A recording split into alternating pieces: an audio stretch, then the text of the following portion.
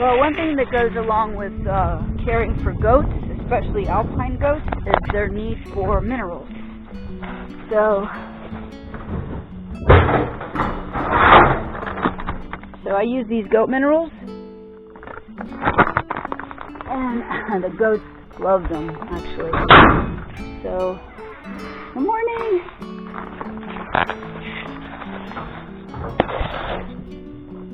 Pretty simple. All you do, pour it in your hand. It's kind of salty, and then everybody comes down to woodwork. Okay, guys?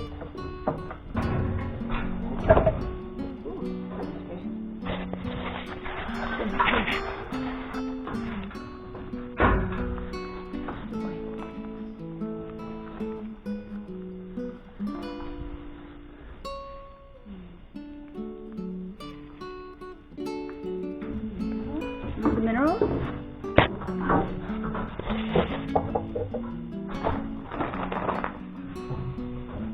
Here you go.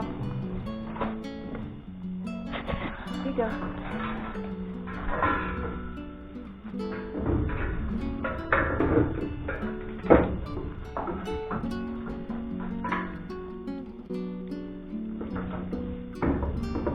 Good. Not to mention, they all have their Himalayan salt blocks hanging because they really need the salt. They really need the minerals.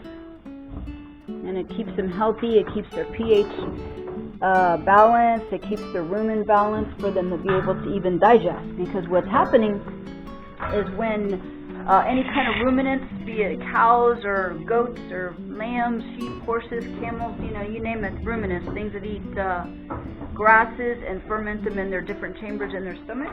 Well, they have to have a certain pH. They can't have too much acid. So it has to be balanced with dry materials such as carbon, which happens when hay dies or leaves die, and that's the crispy. These are full of carbon, okay? And the green plants, like, for example, they're pine leaves. These are pines, mountain pine really, and they are full of nitrogen. So you have to have a balance of both in a goat's rumen, or they become sick. It's very important that their entire diet be balanced with everything, just like us, exactly, just like humans, or any creature really.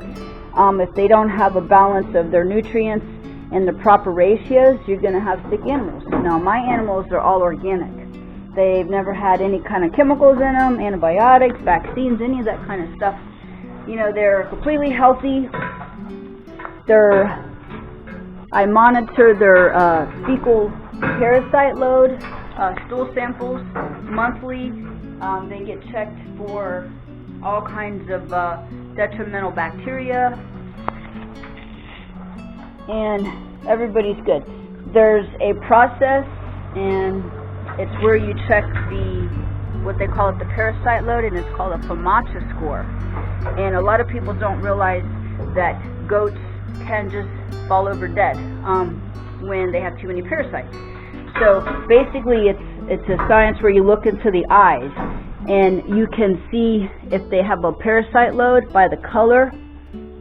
He's not letting me do it with one hand right now, but basically it's called push, pull, pop. So what you do is you push on the top part of their eye, you pull down the bottom, and then the membrane actually pops out, and you can judge it to a score called a FAMACHA score.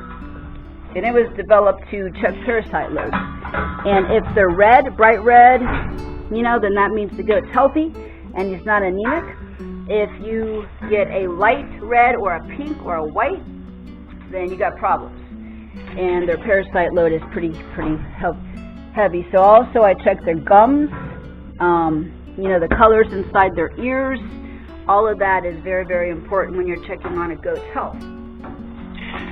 As well as their hooves. Their hooves have to be, if they're not running around on a mountain like they're meant to be, then you're going to have to file the hooves, you're going to have to clip the hooves, and that's a story on its own, because a lot of times goats don't like their hooves to be clipped. So they should look like this. Like his hooves are very well maintained. Well, they're all maintained here, But I've seen some goats out there that have overgrown hooves, and it's a terrible thing because it can actually lead to them being lame or crippled, and then they can't walk. A lot of things going in with learning how to care for goats. It's very important that you do it right or don't do it at all, because it's detrimental, and just not fair to the animal.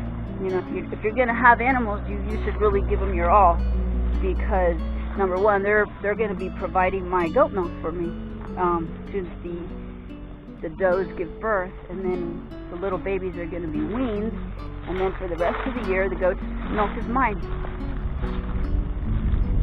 So all through the process, I hope you guys come along with me, and it's a really fun journey. So thanks for watching, and I hope you subscribe.